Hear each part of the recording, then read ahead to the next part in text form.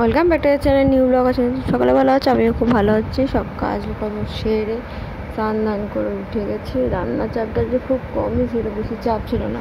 শুধু মাছের ঝোল আর মাছের ঝাল আর ভাত করবো, আদারওয়াইজ আর কিছু করবো না। টুকটাক কাজ বলতে অবশ্যই আছে, নিজের পার্সোনাল নিজেকে প্যাম্পার করার জন্য কাজ। সেটা হলো যে একটু স্কিন কেয়ার, একটু হেয়ার কেয়ারটা বলতে গেলে আজকে নর্মালি করবো, আর কালকে বাকিটা করব। আর আমার হাতে তো লোক নেই, কোনো কিছু বলারও কিছু নেই। আর আমি বাড়িতে বসে পেডিকিওর ম্যানিকিওর করলাম। আর যেটা আমি বললাম না, আমি বাড়িতেই আর্ধেক কাজ করি, বাড়ির বাইরে গিয়ে এসব করি না। কি এতটা খরচা করে করবে বলো, প্রচণ্ড গায়ে লাগে। যাই হোক, বেসিক প্রোডাক্ট দিয়ে কাজগুলো করি। আর না হলে বাইরের থেকে আমি কিট কিনে নিয়ে এসে ঘরে করে নিজের সুবিধা মতন। তো এদিকে বৃষ্টি পড়তে শুরু করে দিয়েছে। যখন তা হচ্ছে, ওয়েদারে কোনো ঠিক নেই। এবার তো ঠান্ডা তাড়াতাড়ি পড়বে, ঠান্ডাটা পড়ুকও, এত গরমে না মানুষ বাঁচতে পারছে না। এখানে পটল আর আলু আলাদা করে ভাজা আছে, অ্যাকচুয়ালি আলুটা ভাজার কথা ছিল না, আমার খেতে ইচ্ছা করছে তাই আলুটা ভেজে নিয়েছি। ভাতটা সবাই বসালাম, গরম গরম খাবো তো তাই, আর যে মাছের ঝাল। আর এখন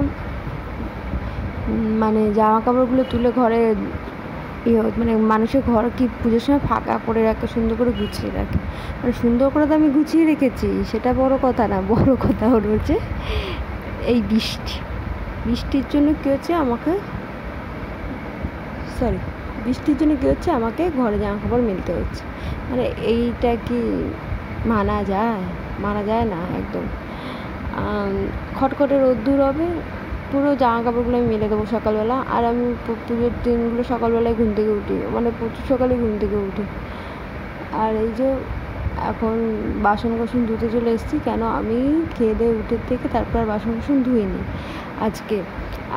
না ধোয়ার একটা কারণ আছে বেসিক্যালি, সেই কারণটার জন্যই ধুইনি। আর এখন সব রান্নাঘরে এসে রান্নাঘরে সব কাজ করবো। আর লেবুটা দিচ্ছি না, এর ফলে কী হয় বলো তো, আস্তে গন্ধগুলো থাকে না। তার জন্য তোমরা ইউজ করে দেখতে পারো, খুব ভালো কাজ দেয়। সব পরিষ্কার হয়ে গেছে। এদিকে দেখো ডিম ফেটে গেছে, আলু কেটে নিয়েছি ঝিরঝির করে, একটু অন্যরকম করে একটু ভাজবো। ডিমটা ফেটে গেছে বলে একটু, আর আলুটা কাটা হয়েছে এরকম, নাহলে করতাম না। এখানে মাছগুলো বাটিতে ভাগ করে রেখে চাল ভিজে নিয়েছি।